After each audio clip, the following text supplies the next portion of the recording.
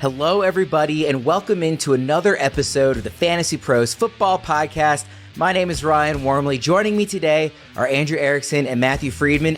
As always, I want to make sure the listeners can find the three of us online. Friedman's Twitter handle is @MattFTheOracle. Erickson's Twitter handle is @AndrewErickson_, and I can be found @Ryan Wormley. And of course, we can be found everywhere online @Fantasy Pros. I also want to mention an awesome prize Fantasy Pros is giving away to the listeners right now. We've got a free signed Davante Adams jersey giveaway over at fantasypros.com/contest right now. All our listeners have to do is subscribe to our YouTube channel, youtube.com/fantasypros, take a screenshot and submit it at fantasypros.com/contest to have a chance to win. I also have to mention probably my single favorite tool that Fantasy Pros offers this time of year. That is the Draft Assistant. With draft season now here, it's time to take advantage of our Draft Assistant with Sync. The Draft Assistant provides advice and pick suggestions for your live online drafts in real time. It works with all the most popular league sites like Yahoo, ESPN, Sleeper, CBS Sports, NFL.com, and more. Plus, it's got the same interface as the Draft Simulator, so it has that familiar look and is very easy to use. Only MVP and Hall of Fame level subscribers can access it, so please subscribe today if you haven't already, and check out our Draft Assistant with Sync at fantasypros.com/draftwizards. And since only premium subscribers can get the most out of our Draft Assistant, if you're not currently a subscriber, then we're offering you an amazing deal that gets you premium for 6 months without paying us a dime. You can check out that deal at fantasypros.com/offers. Fellas, let's jump into it. Today, we're going to talk about the top busts in fantasy drafts this season. And for this show, you guys are going to hear us talk about the overall consensus half PPR ADP information. Listeners can find that at fantasypros.com/rankings.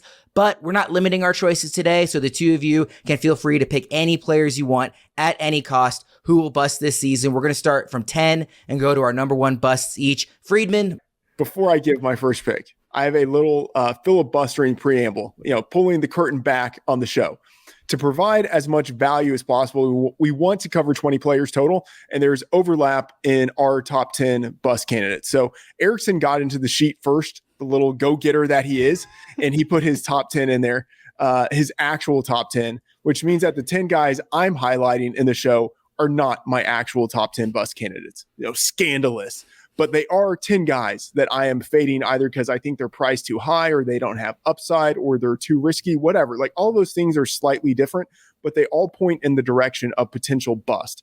And so I figured that since this isn't my quote unquote real top 10, I take the opportunity to highlight some guys I might not otherwise talk about. Like we have been in the build up to the season for months. And so on the show, like we've collectively talked about, I don't know, like 250 players maybe, but there are some guys that we've talked about way more than others. And I feel like we don't need to hit on some of those guys like Allen Robinson. No one wants to hear a fifth A-Rob rant from me. Like that's unnecessary. If you want to hear my thoughts on A-Rob, go back to the episode where we talked about risky draft picks last month with JJ Zacharyson. On the site, I have articles on guys I'm never drafting, players to avoid, high-risk running backs and wide receivers. You can check all of that out there to get a fuller sense of the players I'm skeptical about, one of whom, ranked number 10 on my list, is Hunter Renfrow, Las Vegas Raiders. His ADP, wide receiver 34, 86 overall. I have him at wide receiver 47 and 111 overall. All right, so again, the ADP tool, you should check it out. It pulls in data from ESPN, Yahoo, Sleeper, Fantrax. It's a great resource. His ADP there, I think is it's too high. It's within the range of the draft where I want to target upside. And despite Hunter Renfrow's production last year, I think he lacks the same upside this year. So obviously much more target competition with Davante Adams. Obviously, get that jersey. Much more target competition with Davante Adams, who we'll be talking about later. Both more target competition overall and in the red zone. And that's really where I think Renfrow is going to take a hit. So I'm looking right now in our advanced wide receiver stats report.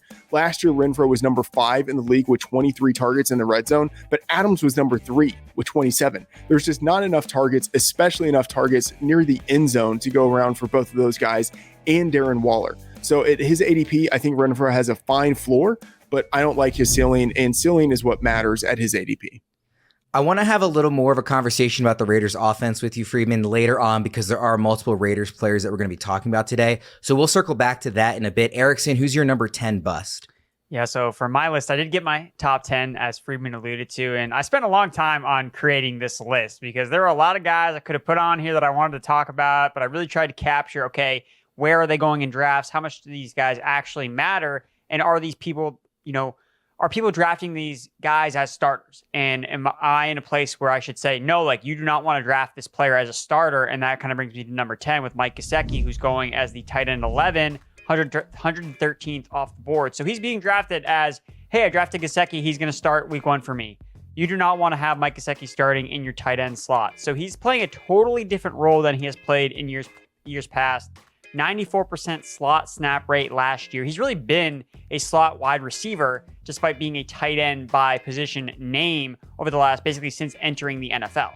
And the thing with Gesicki is you look at the tight ends that operate in this 49ers type of scheme with Mike McDaniels bringing over, you're hoping for yards after the catch. Like that's really what you're hoping for. And that's the one thing Gesicki has never shown that he can do. He doesn't break tackles and he doesn't create yards after the catch. Last year, 41st out of 42 qualifying tight ends in terms of yards after the catch per reception. So he's not even going to be able to take advantage of the certain scheme that he's in. He's already splitting snaps with Durham Smythe. He's blocking more than ever. I mean, he had to play out into the second team offense in the preseason because he's essentially learning a new position. Like he's not playing the same tight end role he's played historically. So with 2 top receivers with Waddle and Hill, he's competing for targets for a more run heavy offense, meaning the Dolphins threw a ton last year. I don't expect that to happen this year. Gesicki is just that middle range tight end that it's like, you know what? I'm just going to wait way longer and I'll probably get the exact same production. I don't have to pay for it than paying for Gesicki at the tight end 11.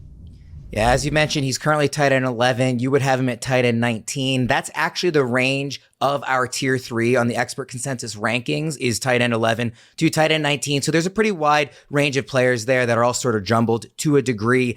Before we move on from Gesicki, I am curious, there were some news reports earlier this morning about him being involved in some trade discussions with the Dolphins. Is there a team that he could go to that then you would be a lot higher on him? I mean, any team that's going to use him as a slot receiver, just kind of off the cuff, thinking of teams. I mean, the Packers could use another tight end depending on if Robert Tonyan, if he comes back, that obviously would be a big upgrade. The Giants, have a rookie tight end that's starting, so he would obviously probably be, in the head of the pecking order. So those are some teams that kind of come to name. Friedman, I'm curious to hear how you justify your number 9 bust, who is currently going 269th overall, which is not an area that you typically see a lot of busts in draft season. I don't have to justify it. That's the answer. My justification is that Erickson took all the players I wanted to talk about. But no, I'm talking about Adam Trautman, who's going 31 at tight end. Now, the reason why I wanted to talk about him is twofold. One, because there are some people who are, getting into those best ball streets, and Trautman is someone who is routinely drafted in best ball. Not really being drafted in redraft leagues, but I also want to call attention to him now in case he scores a touchdown early in the season and people might think about dropping, let's say, a tight end who's actually getting snaps, but who's underperformed to that point in order to pick up Trautman. I have a few pieces on FantasyPros that look at preseason usage, what we've seen in weeks 1 and 2. And one of those pieces looks at all of the position battles in the league. And this position battle is nasty. You've got Adam Trautman, Taysom Hill, Juwan Johnson, and Nick Vannett. All of those guys, it's a full-blown committee. All of them, all 4 players have gotten first team snaps in the preseason. In week 2, all of them played with the first team. And Trautman seems to be the guy who's falling behind. He played just 4 first team snaps in week 2.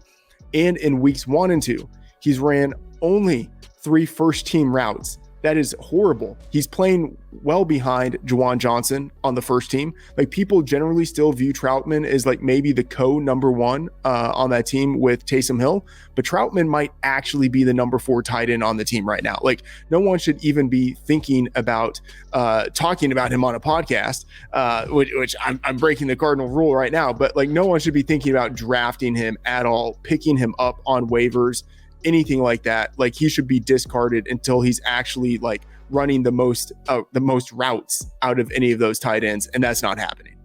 Well, I'm going to follow your rule and not talk about him anymore. Erickson, who's your number 9 bust? Number 9 for me is DeAndre Hopkins for the Arizona Cardinals. So he's wide receiver 39 ADP. I have him wide receiver 51 outside of my top 100. And it's just because of the suspension and how I like to play fantasy football. I don't want to have this anchor on my bench that I can't put in my IR spot because he's suspended. He's not hurt. So you have to clog a roster spot with DeAndre Hopkins for 6 weeks when the beginning of the waiver wire period is so critical.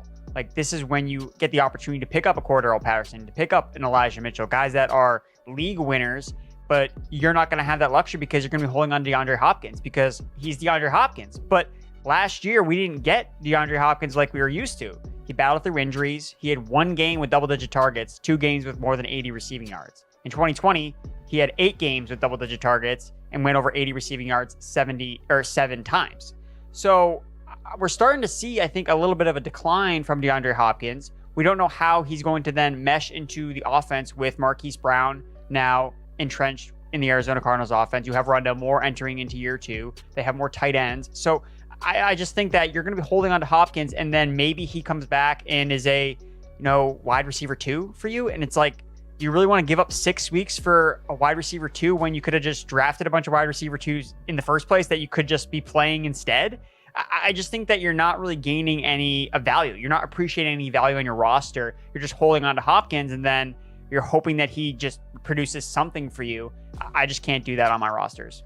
Let's jump ahead to October. When he returns, obviously there will be shifts in the rankings between now and then, but based on what we know now, when he returns, Erickson, where do you think you're going to have him ranked rest of season? I mean, I probably would put him in the top 24. I think it really depends on, how is Marquise Brown doing? Like what is he doing in the offense? Has Rondale Moore really taken a step forward? So if one of those guys gets hurt, one of those guys is just, it's not happening for Rondale Moore. Okay, you can feel confident about Hopkins being a weekly starter, but I just don't think he is going to be a wide receiver 1 when he comes back. And for that, it's like, if that was a guarantee, like, okay, I would reconsider, holding the roster spot because I know how good he can be when he comes back, but it's a long time off. And even when he comes back, it's actually on a short week. They actually play on a Thursday night, week 7. So short game plan. I just don't want the headache of the roster management. Friedman, you're actually 30 spots higher in your rankings on Hopkins. Is that a philosophical difference, not minding the suspension, or do you have higher expectations when he returns?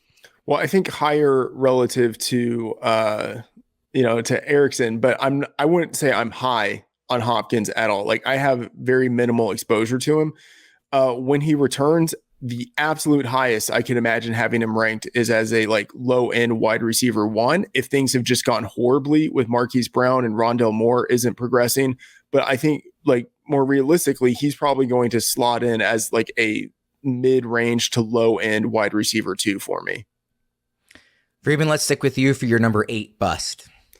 Okay, I am looking at Josh Jacobs, running back 21, 45 overall by ADP. I have him ranked RB 25, number 57 overall. Just look at everything that has happened to Josh Jacobs or around him since head coach Josh McDaniels arrived. So there's the new regime. They refuse to pick up Josh Jacobs' 5th-year option. They've basically already signaled to him and to the market that he's not important to them. They drafted 2 running backs, Zamir White and Britton Brown. White especially is a threat with his athleticism and running style. They signed Brandon Bolden and Amir Abdullah in free agency. Right, Bolden is a special teams ace, but he also has pass catching capability if needed. And Abdullah, I think, is ticketed for the James White role within that offense after not playing in the preseason in weeks 1 and 2.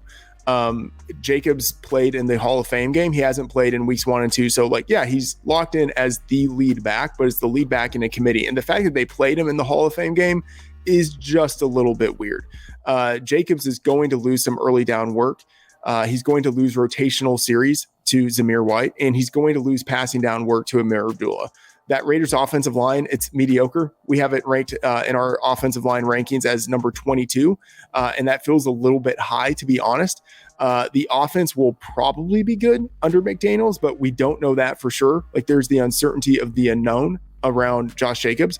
And the Raiders are number 4 in their division, right? As much as they've improved this year, they're still the worst team in their division.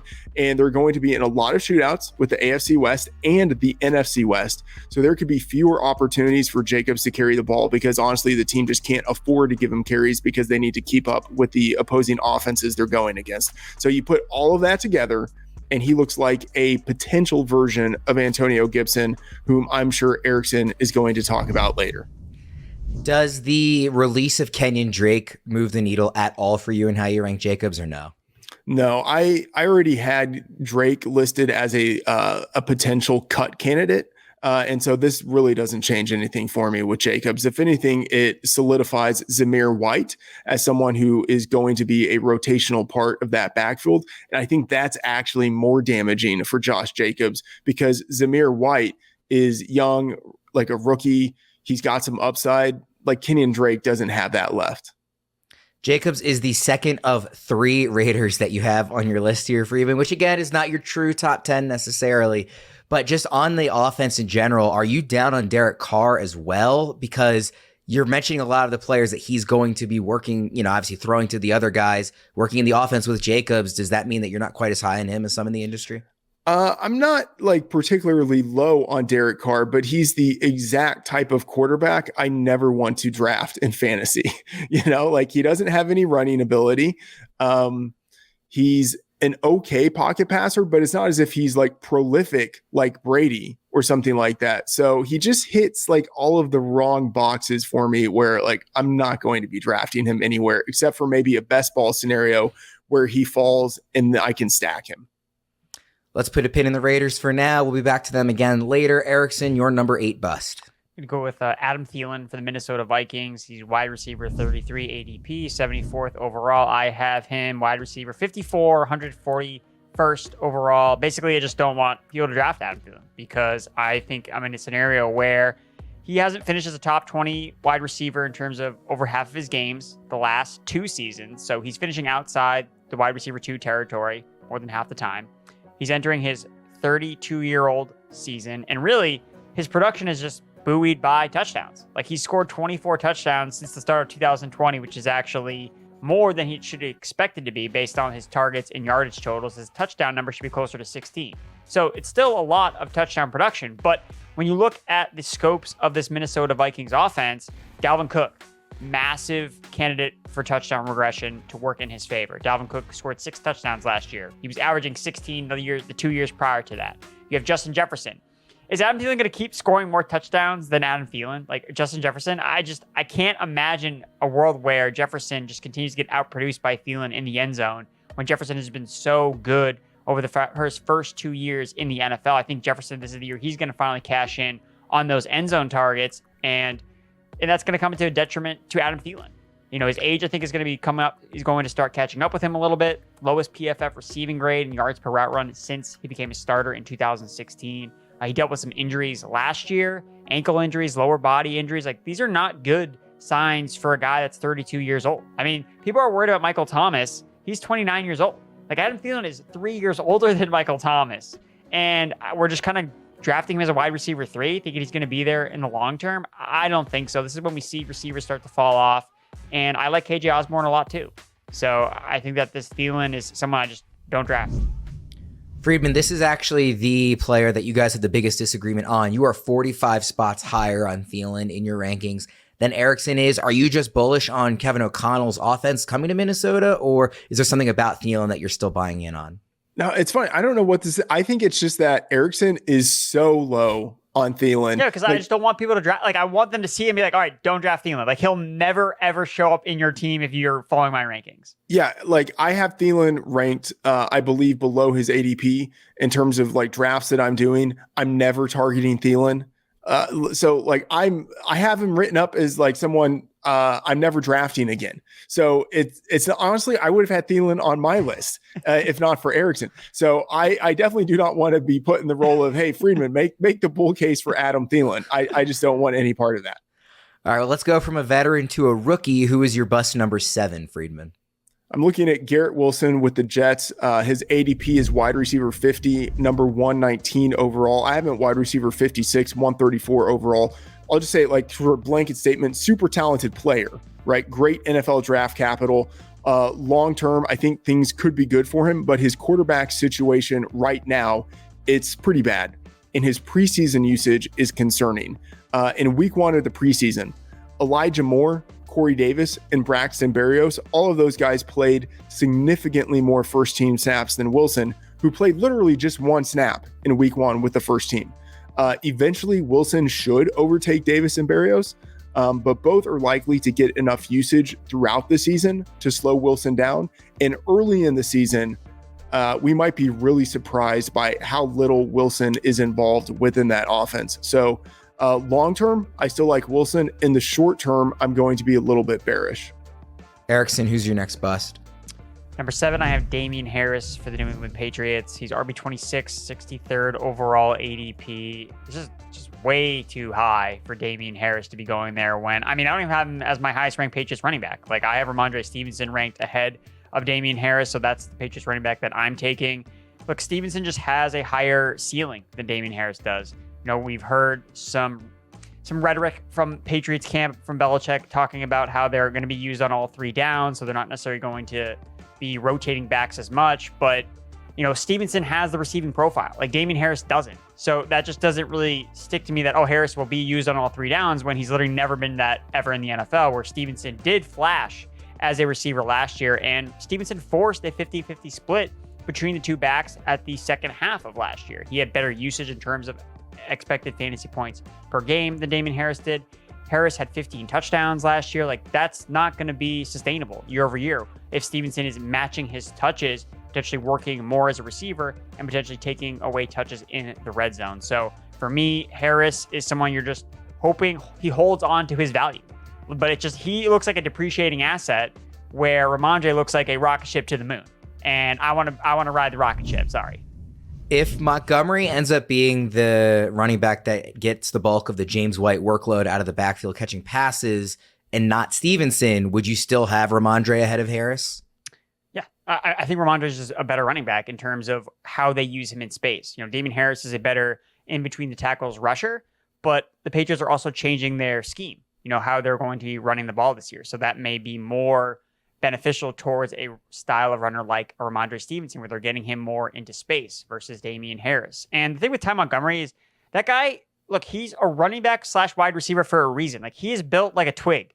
I really don't think that he's going to last the entire year. And when if he goes down, maybe week 1 it comes out, the Patriots backfield, it's a friggin' mess. Ty Montgomery will be on IR by week 4 and then speak, oh wow, Stevenson show, let's go. Imagine Erickson calling a dude who's like 6'2", 220 a twig. He is not 220. There's no way. Ty Montgomery? Yes, he is. At least Erickson, he was when he entered the league. Oh, okay. Yeah, when he was didn't he enter as a running back, or was he a receiver? No, he was a receiver. Okay. Erickson, the next time you're at Patriots camp, we got to get a side-by-side comparison between you and Ty Montgomery. Ruben, let's move to your next bust. All right, number 6, I have Tyler Lockett with the Seahawks, wide receiver 38, 92 overall. I have him ranked wide receiver 39, 97 overall. So there's not a massive discrepancy in terms of ADP with my rankings, but I just have to say, like, he's someone I am never taking. I have my season-long projections posted for players at Betting Pros, and you can leverage those for the prop market. I have write-ups for all of the props that I'm betting, and I'm taking the under on Tyler Lockett at 5.5 touchdowns receiving. I have him projected for 4.9. It's hard for a guy to catch touchdowns when he doesn't have a quarterback who's throwing any. Like, the Seahawks could be bad. They have the worst quarterback situation in the league. I have them power rated as a bottom 3 team. They're likely to be as run heavy as they can possibly be. And that is flowing down to all of the projections that I have for the Seahawks pass catchers. And so at his ADP, I don't think Lockett has the upside needed for me to want him. Like, I think in terms of like median outcome, he's fine, but he doesn't have the upside. And if there's no upside, that means he's basically all downside. So I'm viewing him as a bust candidate. Yeah, you and Pat both had the Seahawks as a bottom 3 fantasy bottom 3 offense in general. On the last show we did, Erickson, where do you have the Seahawks roughly in your offense power rankings? I don't know off the top of my head, but they're definitely in the bottom 5. Like, they might be last, honestly. And this will not be the last Seahawk we talk about today. Erickson, give me your number 6 bust. Number 6, Amari Cooper for the Cleveland Browns. Amari Cooper has just been a guy that never lived up to his potential as a first-round pick. He's always teased us a little bit. Maybe he can be great. I just don't think that's going to happen this year. So he was wide receiver 27 in points per game last year, playing in a high-paced Dallas Cowboys offense, indoors, pristine conditions for Amari Cooper to be productive fantasy receiver. He had the 3rd highest bust rate behind only Tyler Lockett and Darnell Mooney last year among top 28 wide receivers. So now new situation. Okay, he's the clear number 1 on the Cleveland Browns. Okay, that's nice. Clear quarterback downgrade going from Dak Prescott to Jacoby Brissett for at least the first 11 games. Okay, Deshaun Watson will come back eventually. We don't know how well he's going to play when he comes back. And they play 1 game indoors. Deshaun Watson's first game back December 4th at Houston. Amari Cooper averages 25 receiving yards fewer per game when he plays outdoors versus indoors. He's going to play in the Cleveland cold, in the AFC North. Get out of here with Amari Cooper. Friedman, you have Cooper as you're the only Fantasy Pros expert to have him as a top 24 wide receiver. You got him at 21. Are you not that concerned about Jacoby Brissett being there for a large part of the season? Why are you so much higher on him? I will say I'm maybe a little bit too high on him, but I don't think I'm all that high on him. The thing is, I think he's got a pretty high target floor. Like there are very few other players in that offense who can really compete with him for targets. And I love how so cavalierly Erickson is able to look at Cooper, who had 1,000 yards receiving as a rookie, 1,150 yards receiving in his second year. His third year, okay, fine, that sucked. But his fourth year, again, 1,000 yards receiving. His fifth year, 1,000 yards receiving. His sixth year, 1,000-yard receiving. We're talking about a dude who has like 5 career 1,000-yard campaigns. Sounds a lot like Brandon Cooks. But you're like, oh, this guy's horrible. Yeah, and Brandon Cooks, he's a top 24 wide receiver. Like, I feel like you just made my point for me by comparing him to Brandon Cooks, who like universally is ranked in this tier of like, well, he doesn't have a high ceiling, but he has a pretty decent floor. Like, that is where Cooper is for me. Like, and if you want to say that he's a bust candidate, like, I'm not going to push back all that much on it, because I agree with you. Like, I don't think he has much upside, but I think he does have a fairly sturdy floor. In Friedman's rankings, as of right now, Amari Cooper is 21st among wide receivers. Brandon Cooks is 20th. So they are neck and neck for him. Friedman, give me your next bust. All right, number 5, Cam Akers for the Rams. I have him at RB20, number 42 overall. His ADP is RB15, number 28 overall. So last summer, I loved Cam Akers, and then he suffered what I assumed would be a season-canceling and probably career-debilitating Achilles injury. He somehow returned to action last January. He was the lead back for the Rams in their championship-winning postseason run. All of that is great, but Akers was wildly inefficient last year, 2.6 yards per carry. He gets praised for returning quickly. I honestly don't think he should get credit for that, because he looked like a guy who returned early from an Achilles injury, which is exactly what he was. Running backs historically have not returned to their pre-Achilles form, and he's already dealing with a soft tissue injury, and those tend to linger into the season. So on top of the Achilles thing, the hamstring thing might be something that slows him down or just derails his campaign. And on top of that, we have head coach Sean McVay, who has talked up Akers and Darrell Henderson as this committee. He said he feels like he has 2 number 1 running backs, and the Athletics' Jordan Rodriguez has reported that they both are splitting first team snaps in training camp. So all of that, I think, makes Akers very risky at his ADP.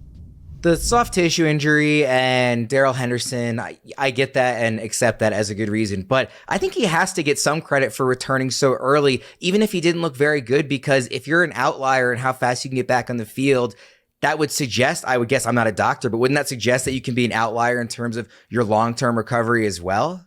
Who's to say he actually should have been on the field? He looks like a guy who should not have been on the field. I mean, yes, but the fact that he was there, I mean, I assume his team doctors, right, actually okayed it. It's not like he literally was didn't have the medical clearance to be on there. Well, yes, but what I'm saying is that he looks like a guy who was severely hampered by an Achilles injury. So why wouldn't we assume that that continues, even though he got onto the field faster? Like, this is an injury that, like, at a minimum, we've seen like a 2-year window of guys needing to recover before they get up close to where they were before their injury. So if we're still thinking that he's in the 2-year window and we truncate it a little bit, he should still be pretty affected by the Achilles tear. That's fair. Erickson, let's move to your number 5 bust.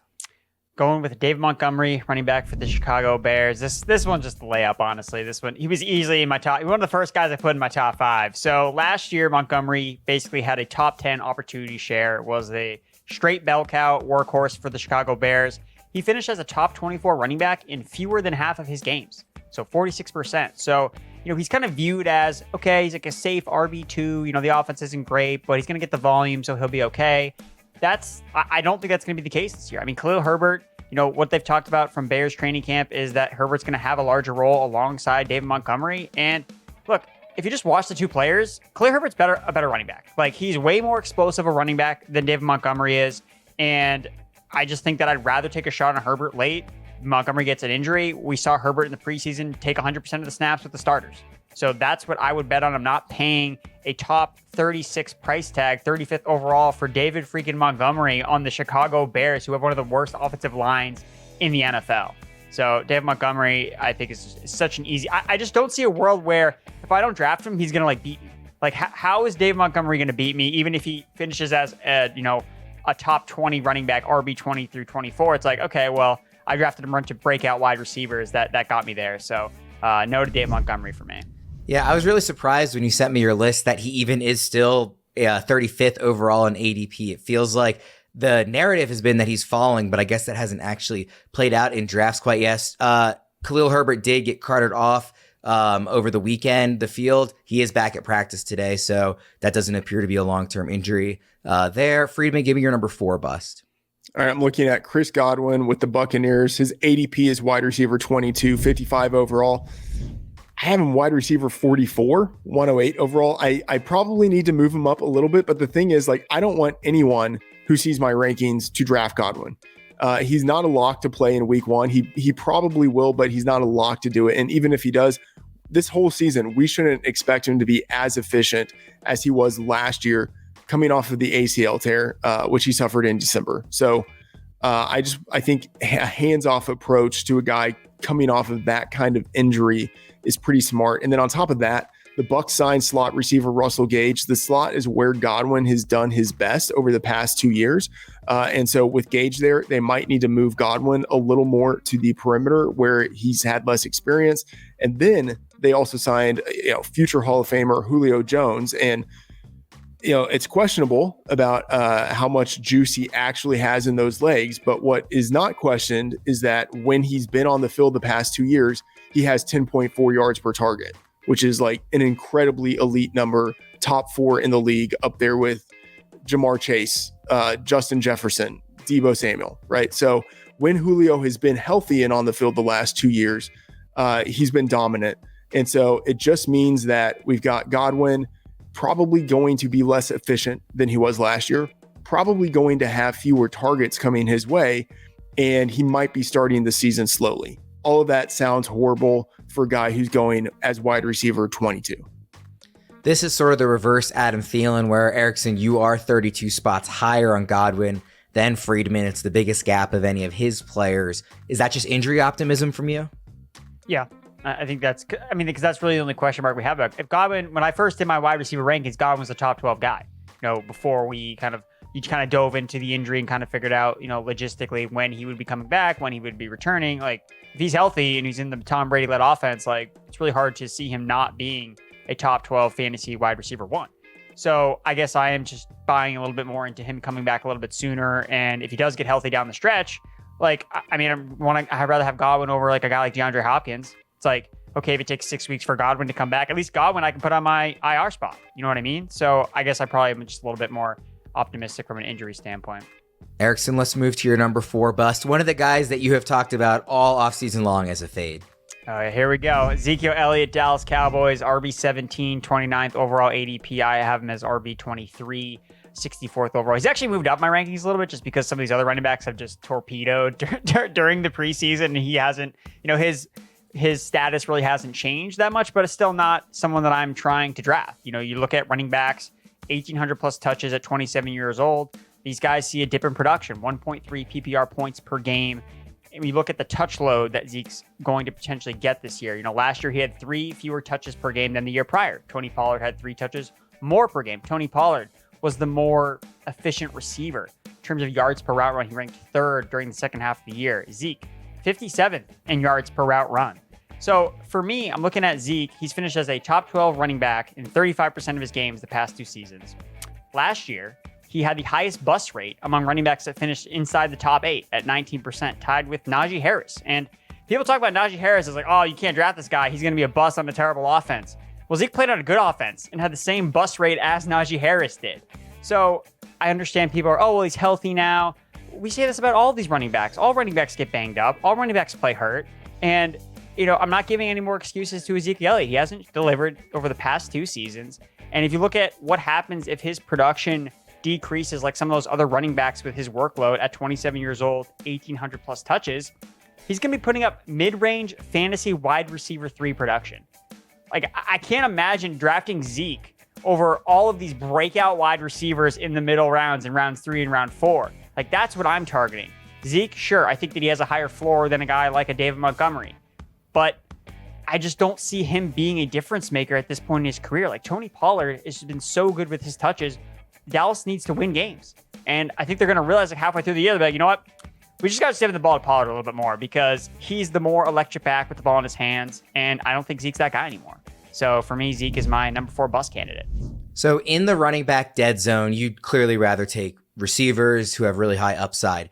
But in that dead zone, who are some running backs that you would like better than Zeke if that's the way the draft fell, that you were taking a running back? Yeah, so I am on the opposite side of Cam Akers debate. I like Cam Akers because I know that people see an inefficient running back that's gotten hurt. I see a running back on a high-powered offense that averages 21 touches per game in playoff games when everything matters the most. So I like the upside with Akers from that perspective. And then guys like ETN, guys like Breece Hall, they're unknown, commodities. That's why they're going in this range. It's not because they're dead zone backs. It's because we can't put them in the first and second round because they haven't proven it yet. But we have to by default like put them into this second tier of running backs with all these other guys who we're just kind of like hoping that they hold on to their previous production. Like, that's why you have to rank Zeke. You can't rank him lower than an RB2 because he's still a starting running back in the NFL for a good offense. But at the same time, you need to realize, yeah, you're just doing that because he has to be ranked there. When you're looking at receivers in this range that could have much higher ceilings than Ezekiel Elliott, and no one will be surprised if Tony Pollard has an even bigger role this year. So that's why I just want receivers in this range. And there's a couple of the running backs, like I mentioned, that I prefer in this RB dead zone. I think Zeke's kind of like the typical RB dead zone back. Freeman, let's move to your number 3 bust, the only quarterback on this list. Yeah, I felt compelled by honor to put a quarterback on the list just so we would have someone to talk about at the position. It's Justin Herbert with the Chargers. His ADP as the QB3, 36 overall. I have him QB5, number 66 overall. And I talked about Herbert last month on the pod with JJ, but I felt like it was worth highlighting again, especially since I bet the under on both of his props for yardage, 4,700 and a half, and his touchdown total, 36 and a half. That touchdown total is the highest in the league.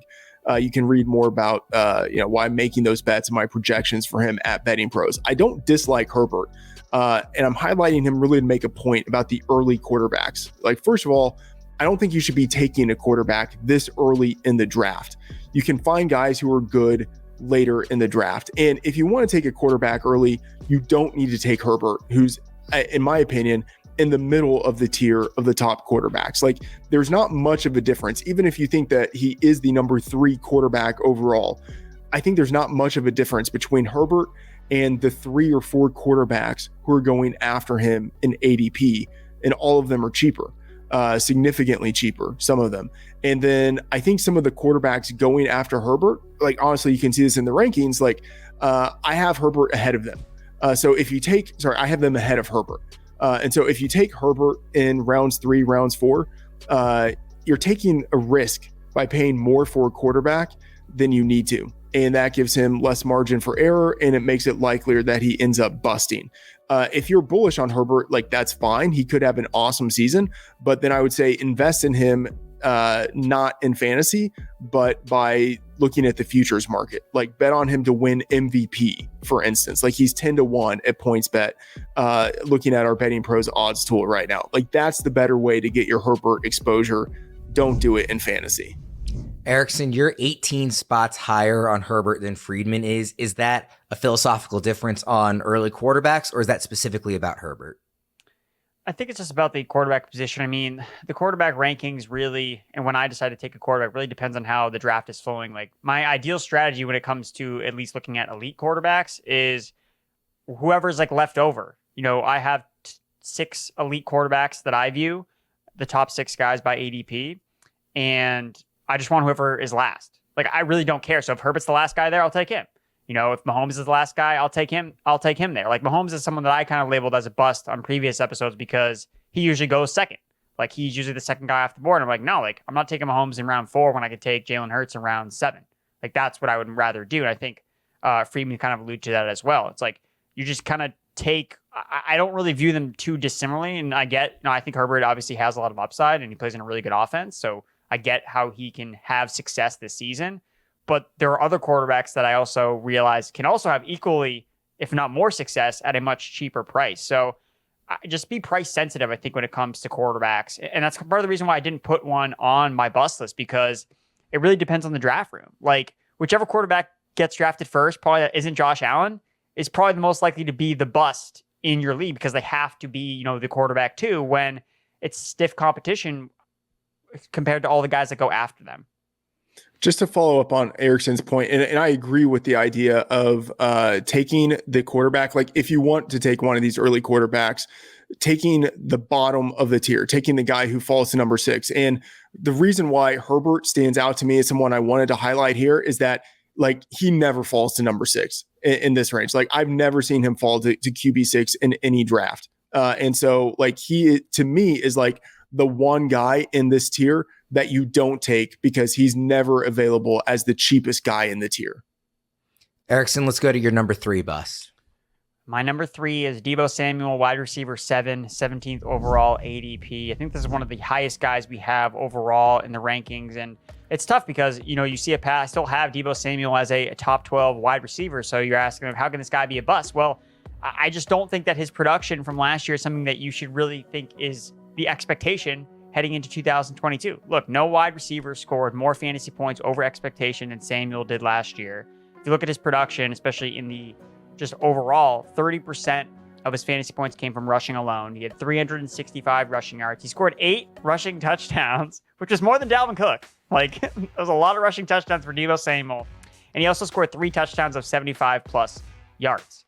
Now, I faded Deebo last year because I was afraid of what the offense would look like and what his role would be with Trey Lance at quarterback. Trey Lance never was the quarterback last year besides 2 games. So we never got to really see that play out. But I was concerned about, okay, if Trey Lance is the quarterback, we're going to see more rushing attempts from the QB position. We're going to see less of these dump-off passes to a guy like Deebo Samuel, who obviously is someone that makes a lot of their plays after the catch. At the short to intermediate target level, I think we're going to see less of those in this new offense with Trey Lance at quarterback. Just because of his rushing ability, you're going to see less overall pass attempts from the offense. And then you also have the increased target competition from a healthy George Kittle and a surge in Brandon Ayuk. You cannot go on the internet and not find someone labeling Brandon Ayuk as the next breakout wide receiver. And I think it's warranted. Like, the guy is super talented and he's produced in the second halves of both his rookie year and last year. But, you know, if he's not in the doghouse in the first half of the season, you know, what do Deebo's numbers look like? And if Deebo doesn't take over this massive rushing role in the second half of the season when Ayuk was out of the doghouse and when Kittle was healthy, you know, where's Deebo Samuel's target share then? I just think there's a lot of question marks about this 49ers offense overall. And there's someone is going to bust from these 3 guys, from whether it's Deebo, whether it's Kittle, whether it's Ayuk, someone's going to bust. And if I'm being price sensitive, Samuel is the most expensive one out of the bunch. He's a second round pick across the board, wide receiver 7. So based on efficiency, which tends to be the least sticky stat that we can carry over from year to year, I can't pay the second round cost for a Deebo Samuel. And I think that he could finish very similar to Brandon Ayuk, if not behind Brandon Ayuk, because just last year we were ranking Ayuk ahead of Deebo Samuel. So why is that not in the range of outcomes this year? So for me, that's why Deebo Samuel is my number 3 bust. You said one of Samuel, Kittle, or Ayuk will bust. Friedman's next bust is a different 49er. Smooth transition there. Hat off to you. Elijah Mitchell, my number 2 bust.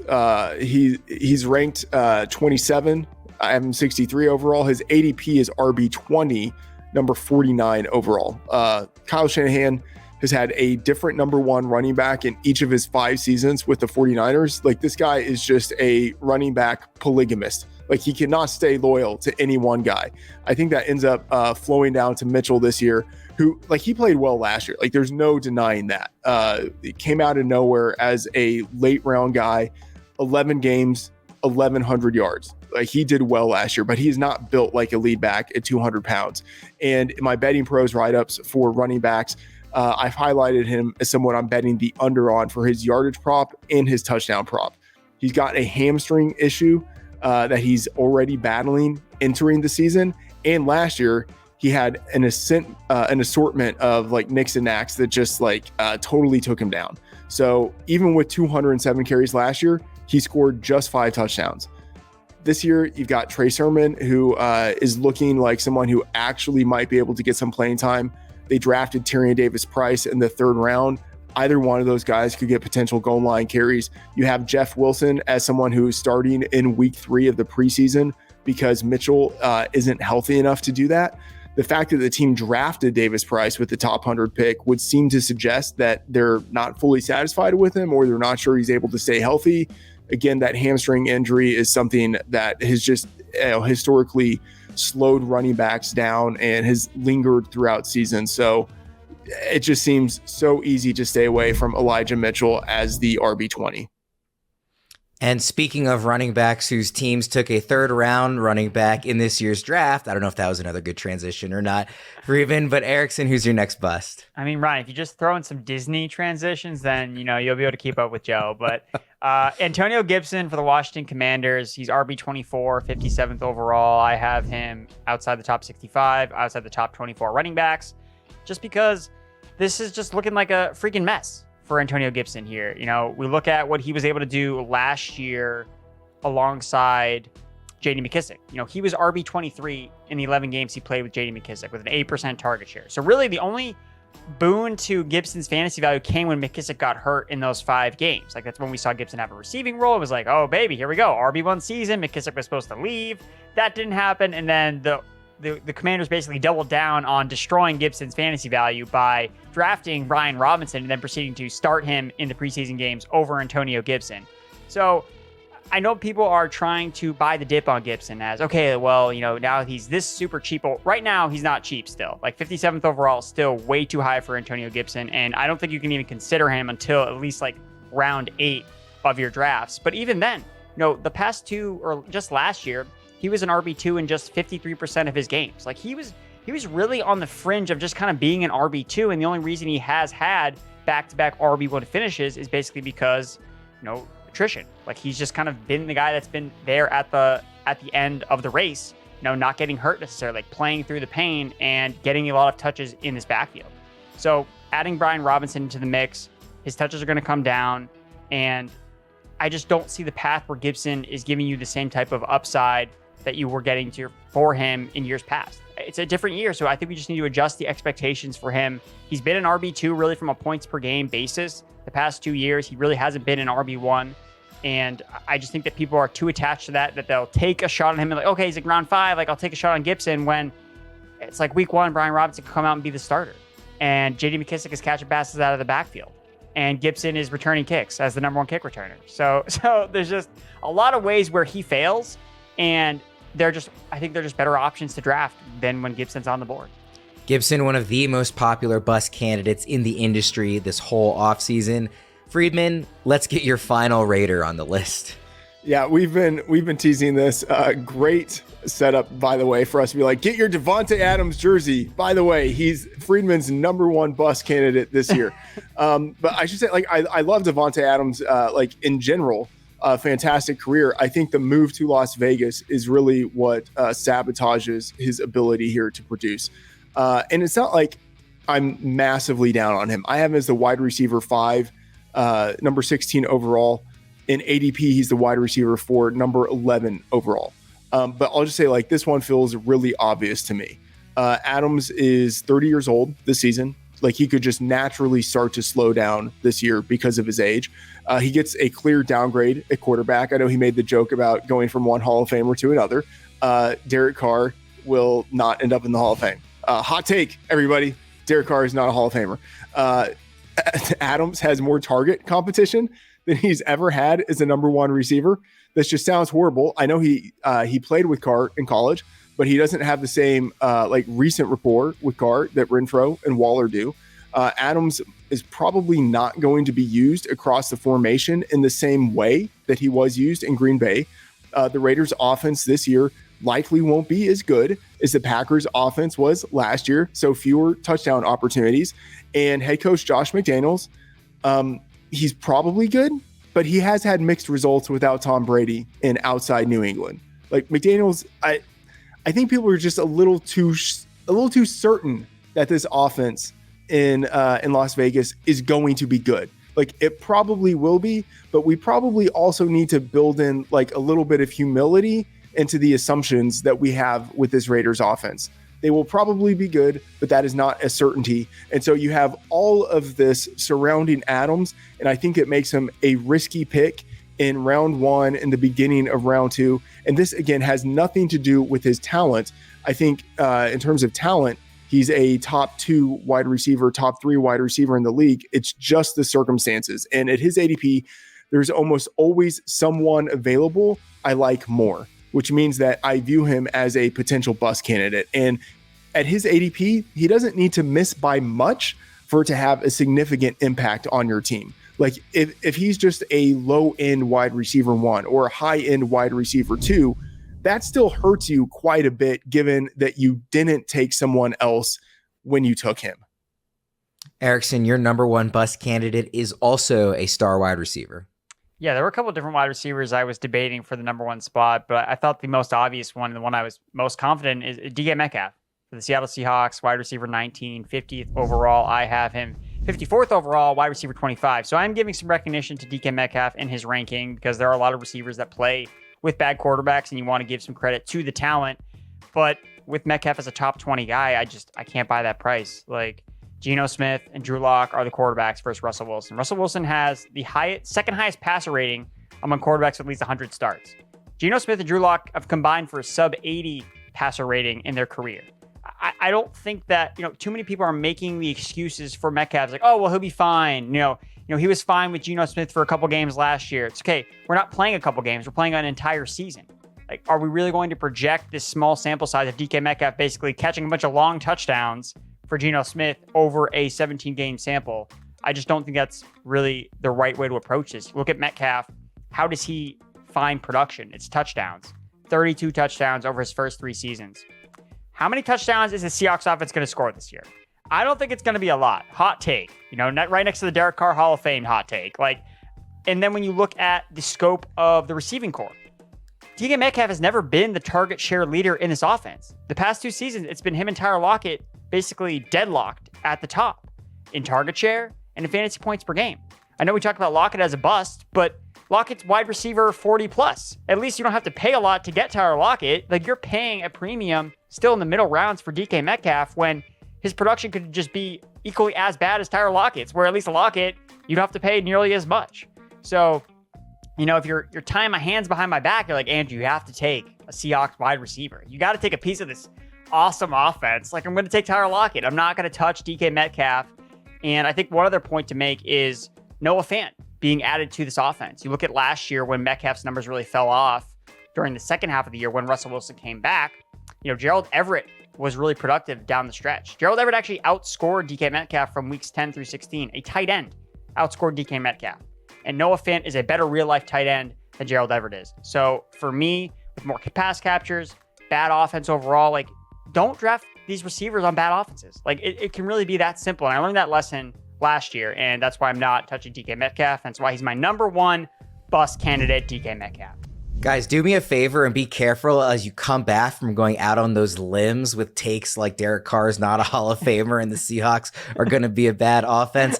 Let's open up the mailbag here to end the show. We're definitely going to hit on more of these as the draft season rolls on. But if the listeners want even more access to our analysts, be sure to join us on Discord at fantasypros.com/chat. A premium subscription will get listeners full access to our analysts through AMAs, stages, and more.